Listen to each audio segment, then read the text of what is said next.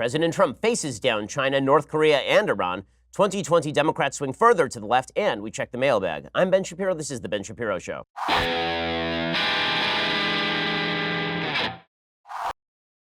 Wow, a lot to get to today.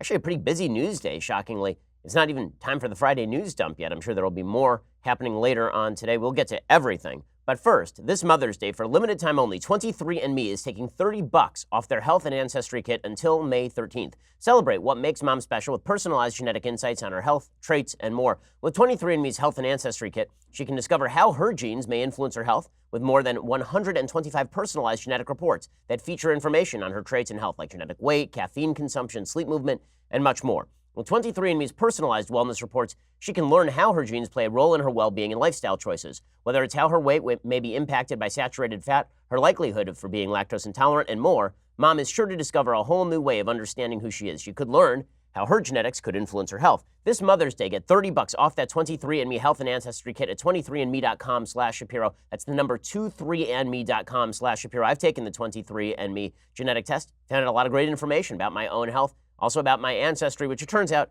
is pretty monolithically Jewish. But you can find out all of this stuff with 23andMe. That's 23andme.com/Shapiro. The offer ends May 13th. 23andme.com/Shapiro. Go check them out right now. 23andme.com/Shapiro. Okay, so we begin today with the media's attempts to continue to paint the Trump administration as engaged in some sort of cover-up. Last night, James Comey appeared on CNN.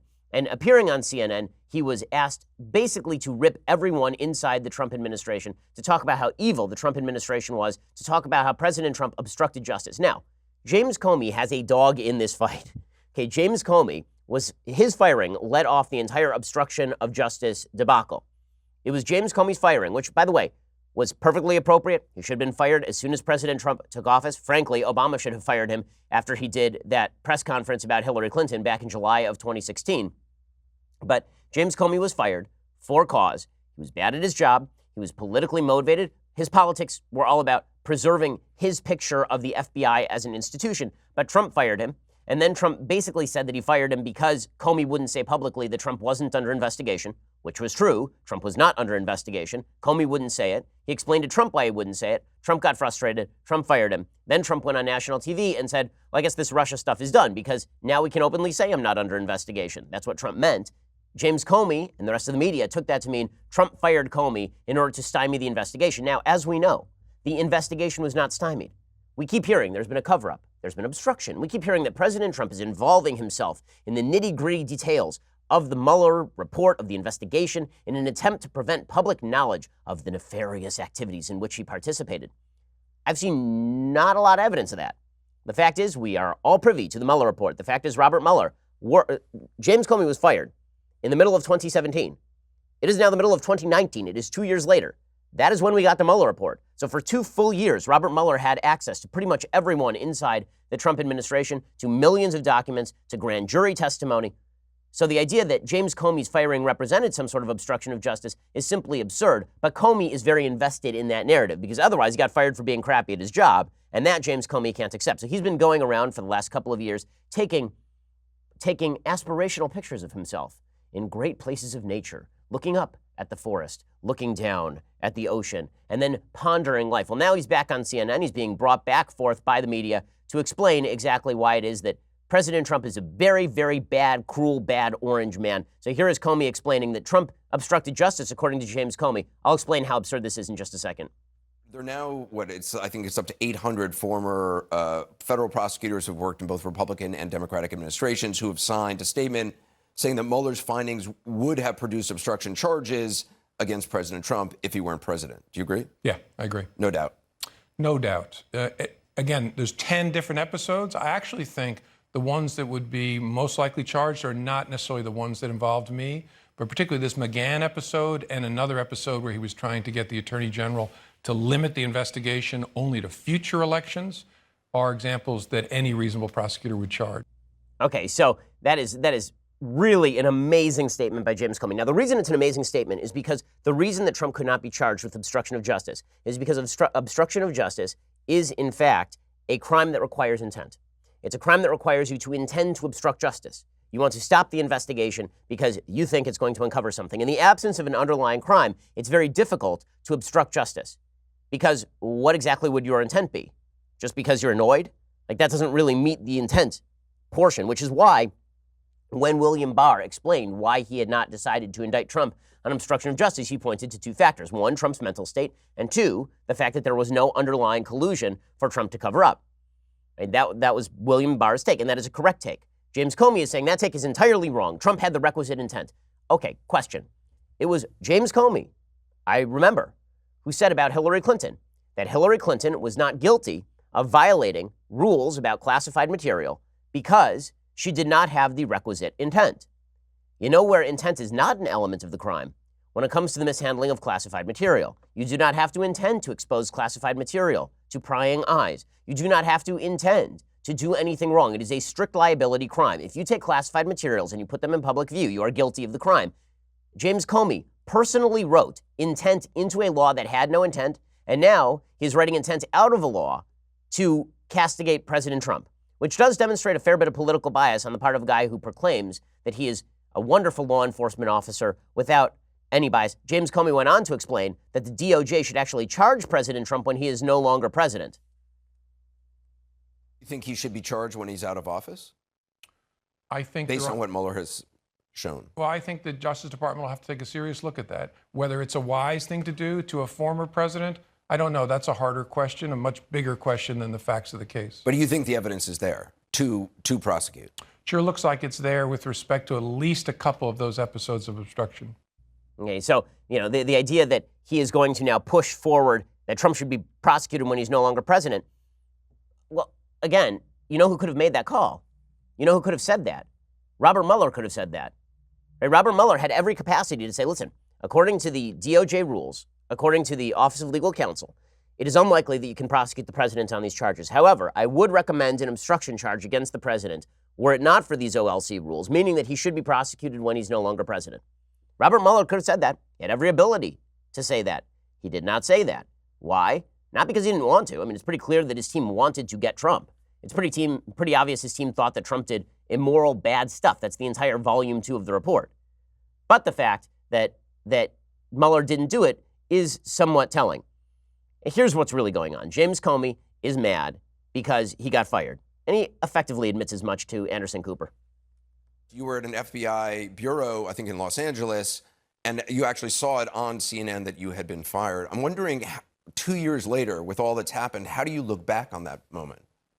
I was numb because I didn't expect to be fired. I was actually in a room about this size talking to custodial staff employees about the importance of the FBI's mission. I looked over their heads and saw, first it said Comey resigns, which I thought was probably a prank, and then it said Comey fired. And I know this may sound strange, but I didn't expect to be fired. Never entered my mind. I knew by that point the president didn't like me, but I thought that's okay because that'll keep a separation. So it still feels a little bit numbing, frankly. It's numbing. It's hurting. There's a lot of emotion in James Comey for a guy who pretends that he is just motivated, specifically by all of this, that he's motivated specifically by a desire to enforce the law. Now, hilariously, Comey was asked about the FBI under his auspices. Two of his top agents were Peter Strzok and Lisa Page. They're having an affair with one another. Strzok was personally heading up both the Hillary investigation as well as the Trump investigation. And Comey admits, yeah, they may have made us look bad, with the whole texting each other and talking about how much they hated Trump, and then Peter Strzok manipulating the investigation, the timing of the investigation. That's not according to me. That's not according to Trump. That's according to the Inspector General of the DOJ, Michael Horowitz, who found that, ironically, that Strzok had actually put the Hillary investigation on the back burner in favor of the Trump investigation. And the irony comes in that because he put the Hillary investigation on the back burner, the investigation only started to look at Huma Abedin's computer like a week before the election. And if he had not done that, then they probably uncovered that a month earlier, and they take care of it a month earlier, and Hillary has a better shot at winning the election. Here's Comey admitting, yeah, I was running the FBI, but my top agents, they made us look real bad. Do you acknowledge that this whole episode with Strzok and Page, that it damaged the reputation of the FBI and perhaps tarnished the investigation? Definitely. Yeah, very painful. It was important that it be investigated and important that there be discipline that follows it. But yeah, it made us all look bad. Peter Strzok is a very talented agent, It's a personal tragedy for him, but as much as I care about individuals, I care about the institution more. It hurt the institution. Okay, so you know what else hurt the institution? You overseeing all of that. You overseeing all of that hurt the institution.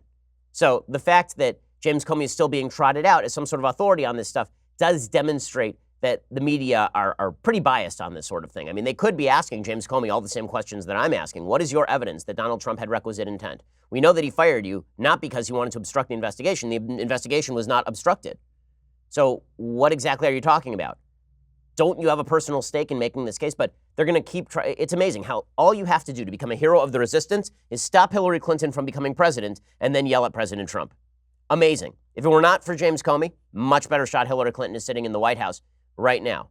And if it were not for James Comey, then it's quite possible that the entire Trump-Russia collusion investigation would have gone down the drain much earlier. So the whole thing is pretty amazing. Okay, in just a second, we're going to get to the actual big story of the day, which is not any of the fake obstruction stuff. It's not any of the ridiculous Senate investigations or House investigations. The big story of the day is that we may be in a full-on trade war with China, which is dangerous stuff. I'll get to that in a second. First, getting fit and staying healthy. It always sounds easier said than done, right? OpenFit is bringing you something new that makes it even easier to never miss a sweat session. Lose the commute to the gym, let the workouts come to you. My wife particularly loves OpenFit. I work out with her at night using OpenFit because she's really busy during the day, taking care of patients and everything. She comes home, it's time to work out. OpenFit is what we do. OpenFit takes all of the complexity out of losing weight and getting fit. It's a brand new, super simple streaming service that allows you to work out from the comfort of your living room in as little as 10 minutes a day. Everyone's bodies are different. OpenFit gets that, which is why it is personalized to your needs with custom-tailored original content. OpenFit classes are led by some of the most effective and engaging trainers in the world. Forget all the complexity and stress around getting fit. Just press play and work out on your schedule. View on your computer, web-enabled TV, tablet, smartphone, and Roku. Lose up to 15 pounds in just the first 30 days. Flatten the abs, shape the body, look and feel great. As I say, I use OpenFit myself. My wife uses it as well. We've been using it virtually every night. It's fantastic. OpenFit changes the way I work out.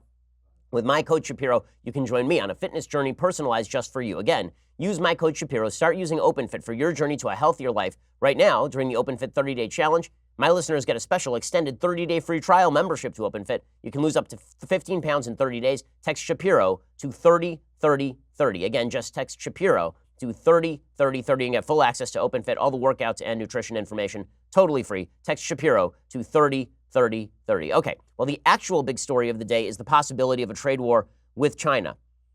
China said on Friday it's going to retaliate because the United States did move to increase tariffs on hundreds of billions of dollars worth of Chinese products on Friday, effectively breaking a months-long truce, seriously complicating ongoing talks, according to the Global Times, which is a Chinese publication. The Chinese side deeply regrets the U.S. actions and will have to take countermeasures, the Chinese Ministry of Commerce said in a statement after the United States started to raise tariffs on Chinese goods. Following through on earlier threats by U.S. officials, the U.S. raised a 10% tariff on $200 billion worth of Chinese products, including electronics, clothes, and toys, to 25%, starting at 12:01 p.m. Friday, Beijing time. The higher tariffs will apply to U.S.-bound products that left China after 12:01 a.m. on Friday U.S. time, according to Reuters, citing the U.S. Customs and Border Protection. Such a grace period was not offered in the previous 3 rounds of tariffs. Apparently, the government of China's statement did not specify what countermeasures China would take and when it would implement those countermeasures, but analysts said there were several measures China could take that would inflict pain on the United States economy and that the measures would be announced shortly. He Wenwen is a former senior Chinese trade official. He told the Global Times, "I think China will respond very soon. China will also have to make good on its own words. Otherwise, it will be at a huge disadvantage to the U.S. team at the negotiations." Now, one of the things that has been happening is that President Trump has been sending some mixed signals on all of this. Now, what you want when it comes to foreign policy particularly is a very consistent policy. As I've been saying for years, President Trump's view of tariffs is wrong. His view of tariffs is that tariffs make America richer, that if all we did was raise trade barriers on imports of products from other countries, we would actually be bringing manufacturing home, and the American people would be more prosperous and richer. Manufacturing would return to America's shores. Historically, this is not what tariffs have done. Historically, what tariffs have done is decimate your capacity to compete on a global level, lead to outsourcing by companies, job loss, and stagnation in the country in which the tariffs are applied. That's because costs go up. Right? We are all not just producers, we are all consumers. What tariffs do is they benefit a specific segment of the market at the expense of all the other consumers. So let's say you have a tariff on Chinese steel. That benefits the American steel producers, because now they no longer have to compete with the Chinese steel producers, but American steel consumers, including the car companies, those people are going to be paying higher prices. That is reflected onto consumers, and so it's less money in your pocket. Tariffs foster political dysfunction by creating conflict between various interest groups in the United States, as well as with foreign countries. Now, this does not mean that tariffs can't be a useful tool of policy. And this is where it's important to understand what President Trump is doing and important for him to be consistent. In just a second, I'm going to explain. So, the consistent policy here should be and would be, look, we don't want any tariffs. No tariffs at all. The only reason that we have tariffs right now is because China is cheating on trade. And by cheating on trade, we don't mean that they're subsidizing particular core industries. That's not cheating on trade. They get to do that. It's their policy. It's dumb. Government top-down policy that subsidizes certain industries at the expense of other industries typically does not end well, even for those industries, because once those companies are taken off the subsidies, they fail to be competitive. And the free market is great at creating durable companies that are capable of competing in a global market without subsidies. Once you start subsidizing things, people become dependent on the subsidies. This is what happened to the American car companies in the 1950s and 60s. America's car companies used to run the world. Then we started subsidizing them. We had lots of tariffs against foreign imports, and America became much less competitive vis-a-vis the rest of the world. So so if other countries choose to subsidize those industries, that's not really an excuse for us to tariff them. What is an excuse for us to tariff them is them cheating on intellectual property, for example, the government participating in stealing American intellectual property. Now, we've taken these cases to the World Trade Organization.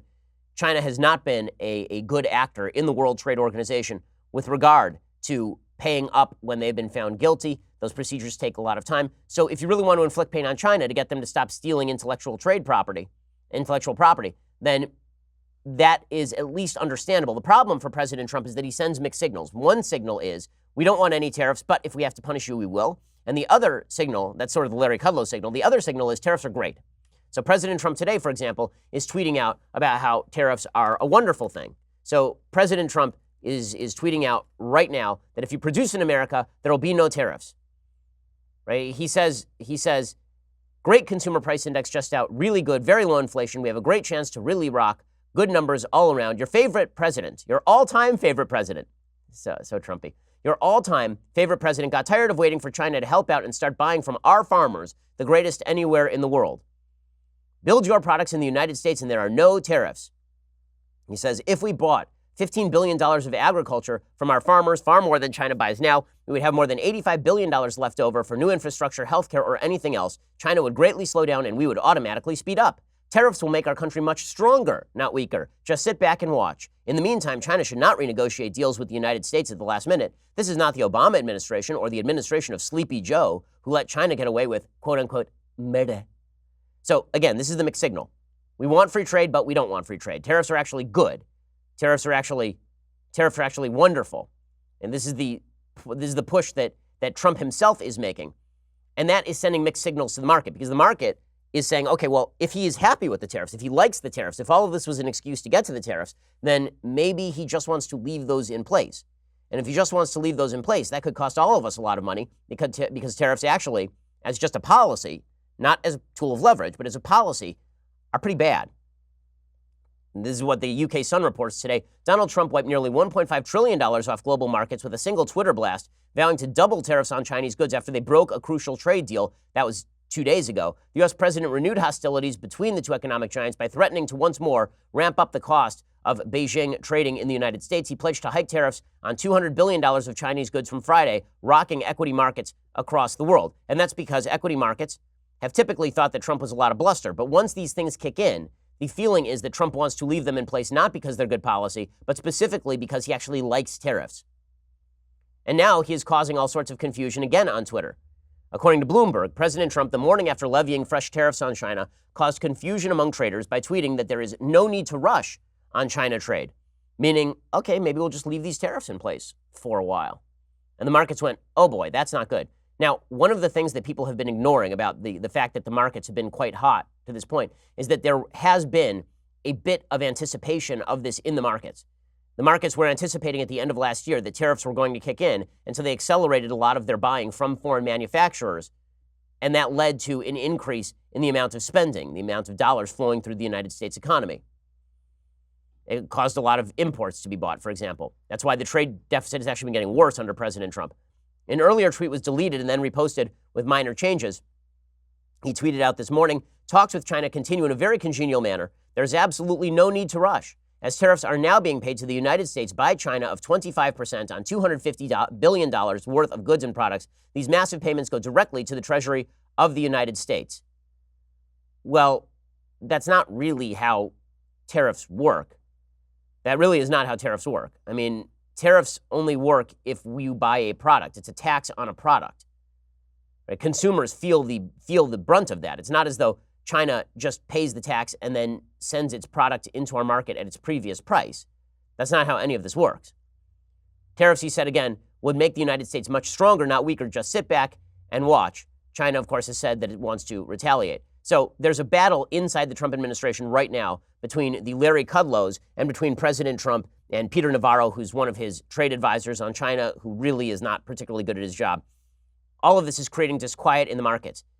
Again, I think that if President Trump were using trade barriers as leverage to push China to start adhering to intellectual property law, that would at least be excusable. I think there are other measures that can be used, but that at least is an excuse. For him to be proclaiming that tariffs are inherently good is just not true. The Smoot-Hawley tariffs at the beginning of the Great Depression helped exacerbate the Great Depression by leading other countries to raise their tariffs as well. And all of that led to less of an export market for American goods and higher prices for American workers. That's what tariffs effectively do. It doesn't create more jobs. It doesn't create more prosperity. It creates more conflict. It creates higher prices. It creates less of an export market for competitive American goods. In a second, we'll get to where things are going on China, plus conflict brewing with North Korea as well. First, hiring used to be hard. Multiple job sites, stacks of resumes, a confusing review process. But today, hiring can be easy. You only have to go to one place to get it done, ZipRecruiter.com/dailywire. ZipRecruiter sends your job to over 100 of the web's leading job boards. But they don't stop there. With their powerful matching technology, ZipRecruiter scans thousands of resumes to find people with the right experience and then invites them to apply to your job. As applications come in, ZipRecruiter analyzes each one and spotlights the top candidates so you never miss a great match. ZipRecruiter is so effective that 4 out of 5 employers who post on ZipRecruiter get a quality candidate through the site within the very first day. Right now, my listeners can try ZipRecruiter for free at this exclusive web address, ZipRecruiter.com/dailywire. That's ZipRecruiter.com/DAILYWIRE, ZipRecruiter.com/dailywire. We use ZipRecruiter right here at the Daily Wire offices. Every time we need to make a new hire, we're using ZipRecruiter to make our jobs easier and simpler and more efficient. You can do that too. ZipRecruiter is the smartest way to hire. Go try them out right now for free at ZipRecruiter.com/dailywire. That's ZipRecruiter.com/dailywire. All right, so the New York Times reports that now President Xi is facing a dilemma. Should he fold or should he double down? And this is where the good side of President Trump's push could be. Right? If you're using tariffs as a leverage point and not as an actual policy, there's a case for that. Here's what the New York Times says. As Chinese and American officials try to reach a trade deal, President Xi Jinping faces a painful, possibly damaging choice: to try to protect his aura of indomitability or retreat after President Trump accused China of reneging on the terms of a draft agreement and threatened to raise tariffs. The stakes rose sharply for the Chinese leader this week after Mr. Trump and his chief trade representative, Robert Lighthizer, publicly accused China of backing down on commitments. The sticking point appeared to be a late decision by Mr. Xi to reject American demands that China change laws constraining American businesses. When Trump leapt onto Twitter to complain, it was a public rebuke that put Xi in a tight spot. Xi is China's most powerful leader in decades. He guards his image as a visionary statesman guiding his country to greatness. China's relationship with the United States is its most important relationship. If ties between the countries are mismanaged, that could damage China's economy and tarnish Xi's image. Trade talks that just last week seemed close to fruition have abruptly become a flashpoint in the rocky relationship. Xi now faces questions at home over whether he miscalculated Trump's resolve. Domestic rumblings could grow if the United States forces Xi to make concessions or if the talks break down. According to Paul Henley, a former China director on the National Security Council, who now runs the Carnegie Tsinghua Center for Global Policy in Beijing, quote, Xi is walking a tightrope. He is going to be the one that has to make the most concessions, and that makes this all the more difficult for him. On Thursday, shortly before the trade talks were set to resume, of course, North Korea shot off short-range missiles. The United States had been pushing China to get involved. Even if the timing of the launch is a coincidence, perhaps that puts pressure on the United States to point out that China needs to be a partner. Liu He is China's chief negotiator. He said, quote, I come bearing sincerity and hope in the current special circumstances to hold a reasoned, frank exchange of views with the U.S. side. China believes that increasing tariffs won't solve problems, won't benefit China or the United States, nor will it benefit the global economy. China had been willing to protect intellectual property and open its markets to American business, but the Trump administration wanted the agreement to specify that some of those changes actually be made in Chinese law. Apparently, China didn't want to do that. They wanted to make an informal policy, and Trump was saying, no, you need to change your law so that formally you cannot renege on this agreement. Wang Yang is a director of the Center for International Political Economy at Peking University. He said, that would bring back painful memories of the days of national humiliation in our history. Trump, of course, doesn't care too much about that. Trump is trying to push for a public concession. I guess the idea here is that Trump, if he pushed for a private concession, maybe they would do it. Who the hell knows whether that is true? According to Professor Tu, everyone may have greater doubts and uncertainty about the future of the Chinese economy, Chinese-U.S. relations, or the global economy. This uncertainty will certainly affect production, investment, and consumption. Chinese officials are still struggling to understand the president, according to the New York Times. Senator Chris Coons, a Democrat from Delaware, said, quote, there are a lot of voices in Washington that are either sharply or harshly critical of China's action in trade, in their military expansionism, in their actions in the South China Sea, fill in the blank. So as I say, Trump being strong with China is fine. Trump embracing tariffs is not so fine. The question is which one of these things is correct. What's actually happening here? Now, maybe this works out to the tune of China takes Trump's warm embrace of tariffs as more of a credible threat than they would otherwise. That Trump's team and Trump himself think that if he just says tariffs are wonderful, then China will back down because they don't want the tariffs, and the tariffs hurt China worse than they hurt us. With that said, as a general point of policy, I don't think that is correct, obviously. And also, I don't actually think you need to say that. I think that you can simply say to them, listen, we are reluctantly imposing these tariffs because you won't do X. But, maybe this is President Trump selling past the sale, as Scott Adams likes to say. That is a possibility as well. We'll obviously be watching this closely. It's a high-risk move for President Trump, politically speaking. The reason that it is a high-risk move for President Trump is because if the tariffs continue, it will undoubtedly damage the United States economy. There's already been talk about how much more robust the recovery would be, how much more robust the United States economy would be right now if we were not engaged in sporadic trade wars with various folks. It does raise the question overall, by the way, as to whether, for example, the United States ever should have worked on opening China in the first place. The case for opening China is that it would make China more liberal, more democratic. That, of course, has not happened. Of course, it's more prosperous for both us and China to have an open trade relationship. That is true regardless of who exactly is in charge. With that said, would it have been better in the 1970s if we didn't open China when they were on a serious trajectory toward collapse? I don't know. I mean, it's certainly possible that is the case. U.S. officials say that they have more than promises to stop China from stealing intellectual property rights. This time, Robert Lighthizer, who's the head of the U.S. Trade Association, has pushed an enforcement system that gives the U.S. the right to impose tariffs if it decides that China is not living up to the deal. China barred from responding in kind. So China wouldn't be able to respond against us. Cleet Williams, a former senior White House trade official, who's at Aiken Gump, a major law firm, he said, we've had these conversations with China for years. If you don't have specific commitments backed up with enforcement, you don't have anything. So again, if this is President Trump being tough with leverage, for it. If this is President Trump embracing tariffs the way he, on a gut level, seems to do, not really in favor of it. Meanwhile, chaos still breaking out on the North Korean peninsula, on the Korean peninsula. Over the course of the last 2 days, the United States seized a North Korean freighter that was caught shipping coal in violation of UN sanctions, rather. The Justice Department revealed on Thursday the 17,000-ton cargo ship called the Wise Honest was stopped in Indonesia last year after it was found to be carrying coal. The ship's captain charged with violating Indonesian law. Last July, the United States filed an action to seize the ship, and finally they went ahead and did that. North Korea, of course, has also fired a couple of rockets this week in a major move toward reigniting a lot of the conflict between North Korea and the United States. Presumably, that is because the Trump administration has been moving away from concessions to the North Koreans, as they should. So there are a couple ways to read this. Overall, the way to read this could be that President Trump is getting very tough on foreign policy, and that's great. The other way to read this is that this is a bit chaotic, that we don't actually know what his foreign policy is, and that foreign actors are taking advantage of that or acting from confusion. I hope that it is the first. I think that it feels like more of the first, but it certainly could be the second.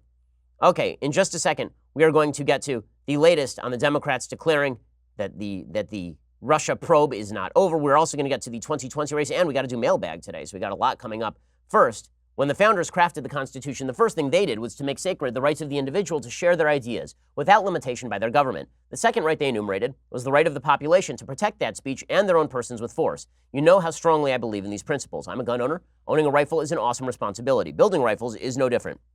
Bravo Company Manufacturing was started in a garage by a Marine veteran more than 2 decades ago to build a professional-grade product that meets combat standards. BCM believes the same level of protection should be provided to every American, regardless of whether they are a private citizen or a professional. BCM is not a sporting arms company. They design, engineer, and manufacture life-saving equipment. They assume that every rifle leaving their shop will be used in a life or death situation by a responsible citizen, law enforcement officer, or soldier overseas. Every component of a BCM rifle is hand-assembled and tested by Americans to a life-saving standard. BCM feels a moral responsibility as Americans to provide tools that aren't just going to fail the user when it's not just a paper target, but somebody, God forbid, coming to do them harm. I know personally about this sort of stuff. BCM works with leading instructors of marksmanship from top levels of America's Special Ops Forces, from Marine Corps Force Reconnaissance to U.S. Army Special Operations Forces, who can teach the skills necessary to defend yourself, your family, or others. To learn more about Bravo Company Manufacturing, head on over to BravoCompanyMFG.com. You can discover more about their products, special offers, upcoming news. That's BravoCompanyMFG.com. You need more convincing? Find out even more about BCM at YouTube.com/BravoCompanyUSA. That's YouTube.com/BravoCompanyUSA. Okay, in just a second, we are going to get to the Democrats' Russia probe push. We are also going to get to the Democrats in the 2020 presidential race growing more and more radical. Bernie Sanders now openly campaigning with AOC, so things are getting wild. First, you're going to have to go over to dailywire.com and subscribe. When you do, you get all sorts of goodies. $9.99 a month means you get this show. It means you get 2 additional hours of the show every day. You get to hang out with me behind the scenes. It means that you get the Sunday special on Saturdays. It means you get all sorts of good stuff. This week's Sunday special features William Lane Craig, the famous philosopher and theologian. We talked about everything from the reasons for belief in God to the veracity of the New Testament. It's really good stuff. Here's a little bit of what it sounded like.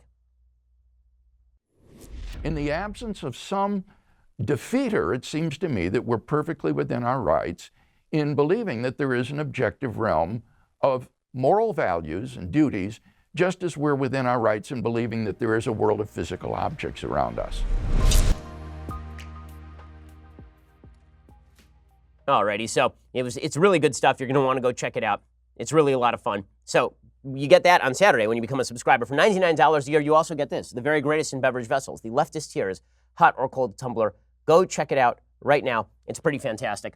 Also, it's time for our Tumblr promo. It's that glorious time of the week when I give a shout out to a Daily Wire subscriber. This is why you should subscribe. Today, Maureen Swiderski on Instagram and your dog, Knuckles. All right, in this photo, Knuckles is smiling a wide dog grin. Happy dog. He really is smiling. It's kind of weird. He's received a signed copy of my book, The Right Side of History, and his doggy bowl has been replaced with a Leftist Tears tumbler, so no wonder he is happy. Maureen writes, Knuckles was so happy to get his signed book today, he is studying up so he can destroy his leftist dog friends. He has his tumbler all ready to collect their doggy tears. Facts don't care about dogs' feelings. I don't know how you would tell the politics of a dog. I think all dogs go to heaven, which means all dogs are conservative. Anyway, thanks to Maureen and Knuckles for your support. All right, so go check us out also at YouTube or iTunes. We are one of the biggest podcasts in America. We were ranked second of all podcasts on planet Earth last month. Go check us out right now. We always appreciate it. Leave us a review. We appreciate that too. We're the largest, fastest growing conservative podcast and radio show in the nation.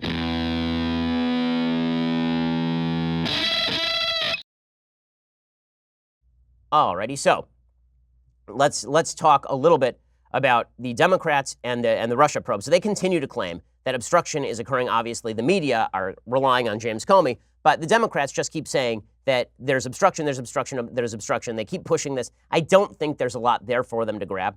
So Jerry Nadler keeps saying this is obstruction without any proof of obstruction. Okay, tell us about it, Representative Nadler. The Attorney General has told us repeatedly, and all the Republicans, Senator McConnell and others have told us that the finding of the Mueller report was no collusion, no obstruction. If that's true, why are they trying to hide it? It's obviously not true. Private citizens or employees of the Justice Department must testify for a congressional or a court subpoena. It's not optional unless they have a legal reason not to. And the so-called executive privilege is nonsense. Alrighty, so this, of course, is untrue. You know, the idea that any obstruction is taking place, he has no actual evidence of this. Mueller is going to testify. Every aspect of this, where they say President Trump is obstructed, the only area where he can credibly claim that President Trump did not give all the information to Mueller is the area where he didn't sit down with Mueller, which no lawyer in their right mind would allow Trump to do. This is all manufactured. Nancy Pelosi says she supports Jerry Nadler, however, and she thinks that William Barr should presumably be held in contempt. If she had the courage of her convictions, she'd call for impeachment, but she's not doing that. We're talking about a cumulative effect of obstruction that the administration is engaged in, and the president declaring that he is not going to honor any subpoenas from the Congress. So I support the path that our chairmen are on, and I do believe that it will establish the case for where we go from here. Alrighty, so again, the fact that she is continuing to push this demonstrates how dishonest all of this is. I'm with President Trump when he says that this has now become a hoax and a witch hunt. Again, I was very skeptical of that sort of language, but now at this point, with the Democrats having the Mueller report in front of them and continuing to maintain this stuff, I'm with President Trump now when he says that this is a hoax and a witch hunt. Meanwhile, the 2020 race heating up. Joe Biden is moving ever to the left in an attempt to cut off Bernie Sanders, Elizabeth Warren, and all the rest of the sort of leftist pack of hounds who are chomping at his heels. So Vice President Joe Biden, look at how he has switched on illegal immigration. So it used to be that he thought illegal immigrants should be deported. Now he thinks illegal immigrants should get free health care, effectively speaking. Here is Joe Biden now versus then on illegal immigration. What you do is you work on this idea of earned citizens. You make them all return to the border to get a tamper-proof card. You force them, everyone, to have a criminal background check. You require that they have to prove they have a job. You have to require you prove that they are paying Social Security and paying their taxes. And then if they do that, and are prepared to pay a fine, over the next 6 years, they can earn their way to citizenship, they learn to speak English, and learn to deal like everyone else did in order to gain citizenship. But if they don't, then you send them back. You think that undocumented immigrants who are in this country and are law-abiding should be entitled to federal benefits, Medicare, Medicaid, for example? Look, I think that anyone who is in a situation where they're in need of health care, regardless of whether they're documented or undocumented, we have an obligation to see that they're cared for. That's why I think we need more clinics around the country.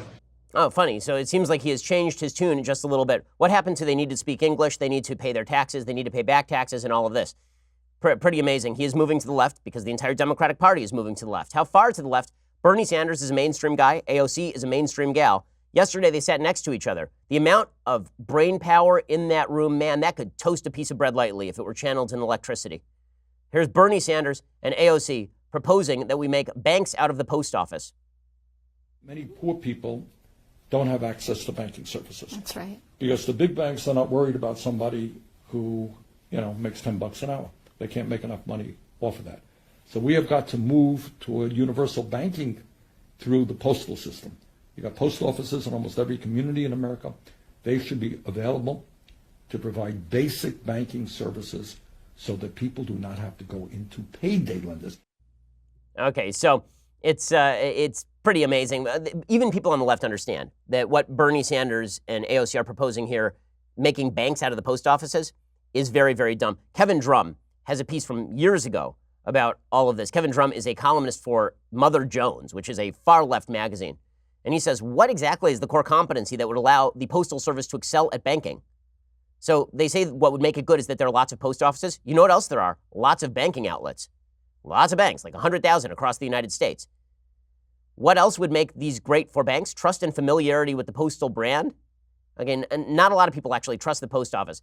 And also, when Sanders and AOC are talking about what exactly should happen with these small accounts do exist at banks, and also there are such things as payday lenders. And the biggest problem with providing very small loans from banks is that the default rate is extraordinary. So what AOC and Bernie Sanders really are talking about is the federal government subsidizing people with another entitlement program. They will give loans to people who they know will not be able to repay those loans in small amounts via the post office.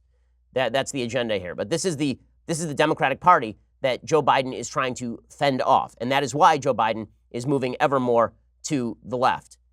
I mean, Bernie Sanders is openly claiming that we should cap credit card rates. So he wants to take control of the entire credit industry of the United States. Can't see how this goes wrong.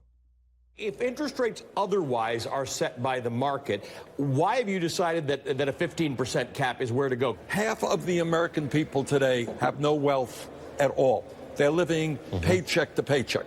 You got a medical emergency, your car breaks down. These are desperate people. And then they go to Wall Street and they're charged outrageous interest rates. Wall Street profits are soaring. People get further and further in debt while wages remain stagnant.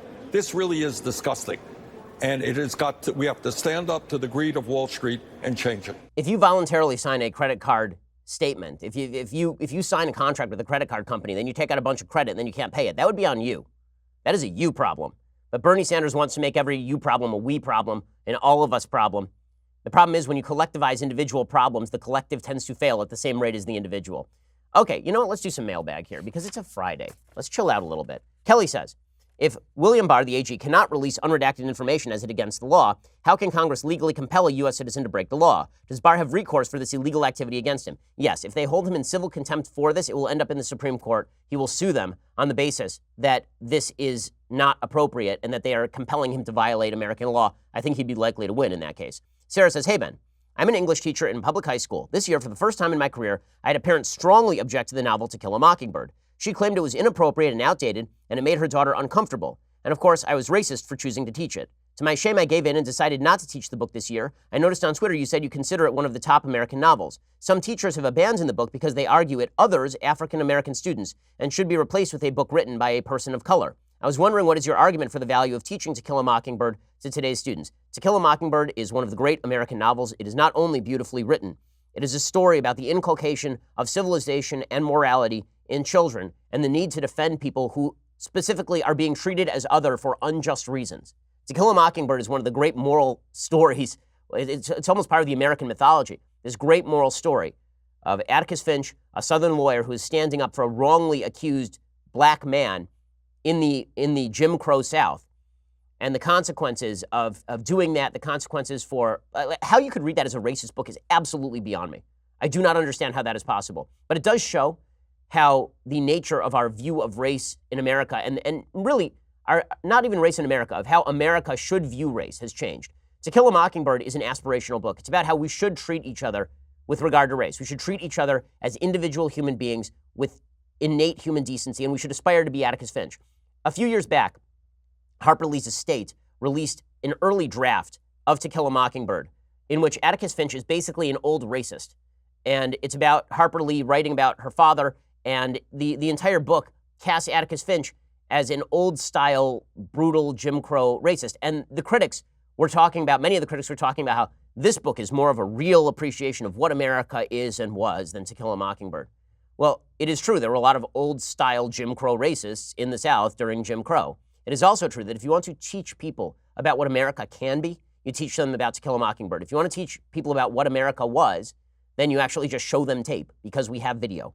James says, hey, Ben, how do you talk to your kids about the Holocaust? I want to know how best to talk to my kids about the horrors of slavery without them viewing themselves as victims. P.S. Can you wish my wife Audrey a happy birthday? She got me a subscription to Daily Wire as a gift. Well, Audrey, happy birthday. That's awesome, and thank you for rewarding your husband with a subscription to Daily Wire. How do I talk to my kids about the Holocaust? So they're too young right now. One is 5 and one is 3. I think they will be old enough maybe when they hit 7 or 8 years old. And what I will talk about is that there is a long history of persecution against Jews in a variety of countries, culminating in probably the worst persecution in the history of mankind, the Holocaust. It's deeply disturbing stuff. This is why you should be grateful that you live in the greatest time, in the greatest civilization, in the greatest country. And you should be grateful for the people around you who fought to end that Holocaust. You should be grateful to America, which fought to stop that Holocaust. You should understand that there's a potential for grave evil in every human heart, including your own. And we should work to wipe away that evil. You should understand that the power of the collective is so intense that sometimes people who even consider themselves decent go along with evil. And you need to stand up and say, no, you use it as a moral teaching tool. The same thing I would assume is true of slavery. I wouldn't teach it as you're a victim because the Holocaust happened. I would teach it as evil is possible. Evil does sometimes specifically target Jews, just as evil does sometimes specifically target black folks. And the only way to fight it is to stand up and shout about it and rally good people around the cause to fight against it when appropriate, without considering yourself a victim in a society that has fought to end slavery, in a society that has fought to stop the Holocaust, in a society that ended Jim Crow. It's great to live in a country where we can say all of those things, isn't it? Kyle says, in some of the research I've come across, I've seen the comparison between CEO wages compared to their other fellow employees has grown to around 400 times the average worker over the past 2 decades. I'm curious as to the validity of this information, and if it is true economically, is there something we can do? Or is this something the economy will sort out on its own given enough time? Well, I don't really see why the gap between the CEO wages and fellow employees is of concern. The question is whether people are being underpaid. People have said this about, the CEO of McDonald's. McDonald's has tens, if not hundreds of thousands of employees, and the CEO makes a few $1 million a year. Well, the average McDonald's employee is making whatever it is, $12 an hour or something. If you were to fire the CEO and redistribute his salary, everybody'd get maybe a 5-cent raise, 10-cent raise, something like that. The question is not what the CEO makes. When you decide whether to hire a CEO, you have to pay him market wages to get whoever you think is best at that job. And that's something approved by the board in order to bring in talent. And being a CEO requires years of education. It requires years of hard work and a skill set. And if that person's bad, they get all the blame, obviously. So I'm very little concerned about this. This is just a general point. I do not care very much about income inequality. I care a lot about what happens to people at the bottom end of the scale and whether, in fact, there are systematic obstructions being put in their way to grow their income. If not, then I'm not concerned that the CEO makes a lot of money. He's not stealing that money from people who are working the counter at McDonald's or something. Christy says, hey, Ben, I recently stumbled across a 1-year-old video of you being interviewed by Patrick Bet-David. In the interview, you stated if Biden runs in 2020, he'll win in 2020. Do you still feel this way? If not, what has changed your mind? I think that if Biden wins the nomination in 2020, he's the odds-on favorite to win. I mean, just by statistics. He's more popular than President Trump on a national level. President Trump has a good economy going for him. He's an incumbent president. There are some things that Trump can do to be competitive, but I think that if you had to put money on it, it's at best a 50-50 shot that Trump wins against Joe Biden in a reelect effort. Natalie says, hi, Ben. With the recent rocket attacks in Israel over the weekend, a Jewish law question came into mind. Are Jewish soldiers who protect Israel exempt from observing Shabbat? Yeah, they are given what is called a heter. They are allowed to protect their fellow Jews because it is a situation of what we call pikuach nefesh, a life being in danger. When a life is in danger, you're allowed to violate virtually every commandment in the Torah with the exception of you're not allowed to kill somebody, like an innocent person. If your life is in danger, you're not allowed to commit a sexual sin. If your life is in danger, and you're not allowed to defame the name of God, basically commit idolatry if your life is in danger. Otherwise, you're allowed to violate any of the rules. Rice says, Dear Ben, I live in the UK. People on the left often bring up the example of Saudi Arabia as a country we sell arms to and have an economic relationship with, despite the human rights atrocities they engage in, saying this proves our foreign policy is all about power and oil. What are your thoughts on the relationship that we have with countries like Saudi Arabia? How would you respond to these oversimplifications? So the question in foreign policy, unfortunately, is what is the alternative? So would I prefer that Saudi Arabia were a thriving westernized democracy? Yeah, that would be awesome. Also, if we don't support Saudi Arabia in the region, then Iran takes power. That is a very bad thing because Iran is much more dangerous than Saudi Arabia in terms of its regional aspirations as well as its global terror reach. We always have to consider the alternative when it comes to foreign policy because, again, foreign policy doesn't happen in a vacuum. William says, hey, Ben, in history class, we are learning about the Social Security Act and FDR's policies as governor and president. I was wondering what your critiques of his policies are and how we can reduce the welfare state today. Well, his social policies, they weren't socialist policies, his policies were very bad for the economy. There's a study from UCLA that suggests they lengthened the Great Depression by up to 8 years. As far as his Social Security Act, that has effectively taken over 33% of the federal budget and will be bankrupt by 2030. It is my view that as opposed to seizing money from people and putting it in a government account that is then used for other purposes in what is effectively a pyramid scheme, if you actually wanted to have the government involved in retirement, which I don't think that it should be, but if you were going to, what you would do is set up personalized savings account, put the money in the personalized savings account for the person, and then that would be it. Then at least they're saving the money. But that's not what Social Security does. There is no lockbox. You put the money in Social Security, that Social Security money then gets sent to somebody else. Teresa says, as a 100% Ashkenazi Jew, do you speak Yiddish? I do not. I have a very low command of Yiddish. No more than I think the average American Jew, at least. Now, let's see. Drew says, hey, Ben, I'm a big proponent of a flat tax rate. What are the objections to it? Why should a person living off the system have a vote equal to someone who pays over 30% of their income? I also am a big proponent of a flat tax rate. Usually people say, well, dollars matter more as you go lower down on the scale.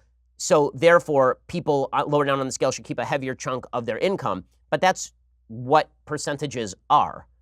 Meaning that if I pay 30% of my income, no matter what my income, that's going to be a heavy chunk of my income. And it's a lot more absolute money when you are wealthy than when you are poor. In fact, the United States has one of the more progressive income tax rates in the Western world. Rich people pay way more than poor people. And if we actually had a quote-unquote socialist system, it's the poor who would pay for it, the middle class and the poor, which is why the lowest tax, the highest tax brackets in many Scandinavian countries starts at around $60,000. Jake says, hey, Ben, love the show. Since it is impossible that Trump wins California, would you consider voting for Howard Schultz as an independent candidate instead if he has a competitive chance? Obviously, you don't agree with him on a lot of issues, but in terms of fiscal responsibility and identity politics, he's far more reasonable and moderate than the rest of the Democrats. Well, if the idea is that that would throw the electoral votes away from the Democrats and toward Howard Schultz and prevent a Democrat from reaching 270, then yeah, that's just strategic voting. So I think strategic voting is sometimes justifiable. Brendan says, do you think the government should mandate that parents vaccinate their children? As a conservative, I'm very skeptical of government mandates on what should be personal choices, but not vaccinating your children can put others at risk. What are your thoughts? Yes, I'm in favor of the government mandating vaccinations. I know this is unpopular with a certain segment of my audience. I understand that. That is your prerogative. I disagree. When it comes to vaccinations do create externalities. Lack of vaccination of your child does not just impact your child. It makes your child a potential carrier for people who cannot get vaccinations, including kids who have cancer, pregnant mothers, and babies under 1 year of age. It's why we've had a return to a measles outbreak after that disease had effectively been wiped out of the United States decades ago. Okay, final question here. Should the United States recognize the Republic of China, aka Taiwan, as the rightful government of mainland China? Very difficult to recognize Taiwan as the rightful government of mainland China when they don't have any control over mainland China without that amounting to an effective declaration of war against China. So on a realpolitik level, I can't see that happening. All right, let's do some stuff I like and then some stuff that I hate. So things that I like. So I have to acknowledge that it is amusing to watch as Democrats make claims about the economy that are just outright false. So Senator Richard Blumenthal, who says a lot of very weird things, was on CNBC, and he started talking about Facebook. And he makes the case that breaking up companies like Facebook would increase jobs and prosperity. I think that Facebook needs to be broken up. The acquisitions of Instagram and WhatsApp need to be unwound, and there needs to be Department of Justice scrutiny about appropriate antitrust remedies. So we're not talking about attacking prosperity or jobs. In fact, increase jobs and greater prosperity in more competition. And really, Facebook here is the only company that we're talking about. So, when he talks about, breaking up companies creates jobs and prosperity. So I guess the idea is that if you have lots of competition in a sector, that creates jobs and prosperity. Isn't that the underlying logic there? Oh, wait, that's what we say about everything in the free market. They only say it when they want to break up a company that is successful and not jacking customers. Alrighty, so we will be back here next Monday. I hope that you have a wonderful, joyous, and calm weekend. We'll be back here next week to rehash everything. I'm Ben Shapiro. This is The Ben Shapiro Show.